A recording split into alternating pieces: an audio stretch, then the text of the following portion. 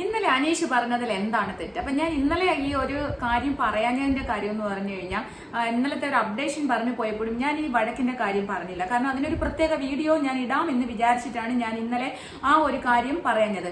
എന്താണെന്ന് വെച്ചാൽ, നിങ്ങൾക്ക് എന്റെ വീഡിയോ ഇഷ്ടപ്പെടുകയാണെങ്കിൽ എല്ലാവരും ചാനൽ സബ്സ്ക്രൈബ് ചെയ്യാൻ സപ്പോർട്ട് ചെയ്യണം കേട്ടോ. അപ്പോൾ കമന്റ് ചെയ്യുക, നിങ്ങളുടെ അഭിപ്രായങ്ങൾ തീർച്ചയായിട്ടും അറിയിക്കണം, അതുപോലെ ലൈക്കും ചെയ്യുക. അപ്പൊ ഞാൻ പറഞ്ഞു വരുന്നതുകൊണ്ടാണ്, ഇന്നലെ ഷാരിക അക്ബർ ഈ 3 പേരും തമ്മിലുള്ള ഒരു വഴക്കുണ്ടായിരുന്നു.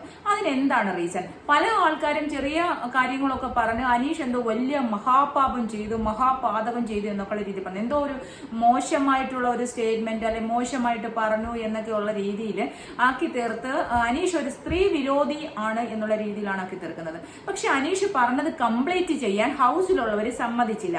അപ്പൊ അതിനിടയ്ക്ക് എല്ലാവരും ഇറങ്ങി സംസാരിക്കുന്നത്, നമ്മുടെ രേണു സുധി ഉണ്ടല്ലോ, രേണു സുധി ഞാനും ആദ്യം വിവാഹം കഴിച്ചതാണ്, പിന്നെ അതുപോലെ ഞാൻ ഒരുപാട് അവിടെ പീഡനങ്ങൾ അനുഭവിച്ചു, എന്നിട്ട് ഡിവോഴ്സ് ആയതാണ്, രണ്ടാമത്തെ മാരേജ് ആണ് കൊല്ലം സുധിയെ വിവാഹം കഴിച്ചത് എന്നുള്ളൊരു കാര്യം രേണു സുധി പറഞ്ഞ് നിങ്ങൾ ആരെങ്കിലും ലൈവ് കേട്ടിട്ടുണ്ടോ എന്ന് അറിയത്തില്ല. കാരണം എന്ന് പറഞ്ഞാൽ ഇതൊരു സന്തോഷമായിട്ട് പറയല്ല, കാരണം ഒരിക്കലും ഞാൻ വിവാഹം കഴിച്ചിട്ടില്ല എന്നുള്ളതാണല്ലോ രേണു സുധിയുടെ പുറത്ത് പറഞ്ഞിരുന്നത്. അപ്പൊ അത് അറിയാതെ അവിടെ എന്ന് പറഞ്ഞു. എനിക്ക് തോന്നുന്നു ഒരു സ്ട്രാറ്റജി ആയിട്ട് രേണു ഇവിടുന്ന് പോയതാണ്. ഇവിടുത്തെ ഒരു ക്യാരക്ടറേ അല്ല രേണു. ഇവിടെ ആൾക്കാരോട് ചാടിക്കടിച്ചു, എല്ലാവരെയും ചീത്തയും വിളിച്ചു, മറ്റേതും വിളിച്ചു, അങ്ങനെ ഭയങ്കര എല്ലാം ഒരു വല്ലാത്തൊരവസ്ഥയിൽ നിന്ന രേണുവിന്റെ വേറൊരു മുഖത്തിലാണ് രേണു പോയത്. കാരണം എല്ലാ ഹൗസിലുള്ളവരെ കൊണ്ടെല്ലാം നല്ലത് പറയിപ്പിച്ചിട്ട് നോമിനേഷനിൽ വരാതിരിക്കും. അങ്ങനെ സേഫ് ഗെയിം കളിക്കുന്ന ഒരുപാട് കഴിഞ്ഞ ആൾക്കാരുണ്ടായിരുന്നു. അപ്പൊ ഇവരുടെ ആൾക്കാർ പറഞ്ഞു വിട്ട ആൾക്കാർ പറഞ്ഞിട്ടുണ്ടാവും അങ്ങനെ നിന്നിട്ട് എവിക്ഷന് വരരുത്, എവിക്ഷന് വരാതെ നിന്ന് പോവുക. എവിക്ഷന് വരാതിരിക്കുമ്പോൾ നോമിനേഷനിൽ വന്നെങ്കിലല്ലേ, എവിക്ഷൻ നോമിനേഷനിൽ വന്നെങ്കിൽ മാത്രമല്ല ജനങ്ങൾ വോട്ട് ചെയ്യാനുള്ള ഒരു അവസരം ഉണ്ടാവും. അപ്പൊ അതിന് വേണ്ടിയിട്ട് എന്താ പറയുക, നമ്മുടെ രേണു വേറൊരു അടവാണ് ഇപ്പൊ ആ ഒരു സ്ട്രാറ്റജിയാണ് ഹൗസിനുള്ളിൽ കളിക്കുന്നത്, സേഫ് ഗെയിമിന്റെ ഒരു സ്ട്രാറ്റജി. കാരണം രേണുവിന്റേതായ യാതൊരു കണ്ടന്റും ഇല്ല, ഇനി എല്ലാ ആൾക്കാരെയും കൊണ്ട് പാവം പറയിപ്പിക്കുക. കാരണം ബിൻസിയുടെ ഒരു ഇന്റർവ്യൂ ഉണ്ടായിരുന്നു മൈൽ സ്റ്റോണിനകത്ത്. അപ്പൊ ബിൻസി തന്നെ പറയുന്നത്, ഒരു പാവം ചേച്ചി, നിഷ്കളങ്കമായ ചേച്ചി. നിഷ്കളങ്ക അല്ലെന്ന് ആരും പറയില്ല, പക്ഷെ ഈ വായിലിരിക്കുന്ന നാക്ക് എന്തുമാത്രം അലർച്ചയാണ്.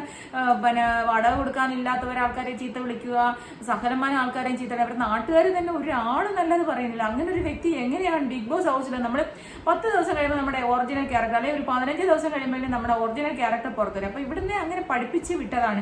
ഒരു ഡയലോഗ്, സിനിമയിലെ ഒരു ഡയലോഗ്, ഞാൻ ഫ്ലവർ അല്ലടാ ഫയർ ആണ് എന്നൊക്കെ പറയാനൊക്കെ പഠിപ്പിച്ചു. അത്രയൊക്കെ കണ്ടന്റുകളെ ഉള്ളു പുള്ളിക്ക്. അപ്പൊ എന്തായാലും ഇന്നലെ രേണു ഈ ഒരു അനീഷിന്റെ ഈ ഒരു സ്റ്റേറ്റ്മെന്റ്, ഈ പ്രശ്നങ്ങളിടയ്ക്ക് രേണു പറയുന്നുണ്ട്, ഞാനും ആദ്യം ഡിവോഴ്സ് ആയതാണ്, അതിനകത്ത് ഞാൻ ഒരുപാട് പീഡനം അനുഭവിച്ചു, പിന്നെ ഞാൻ രണ്ടാമത് വിവാഹം കഴിച്ചാണ് സുധിച്ചേട്ടില്ല. അപ്പൊ ഞാൻ കാണാത്തവർക്ക് അല്ല അറിയാത്തവർക്ക് വേണ്ടിയിട്ടൊന്ന് പറഞ്ഞു കേട്ടോ. അത് സ്വാഭാവികം. എല്ലാവരും പിന്നെ 2, 3, 4 നമുക്ക് ഇഷ്ടമില്ല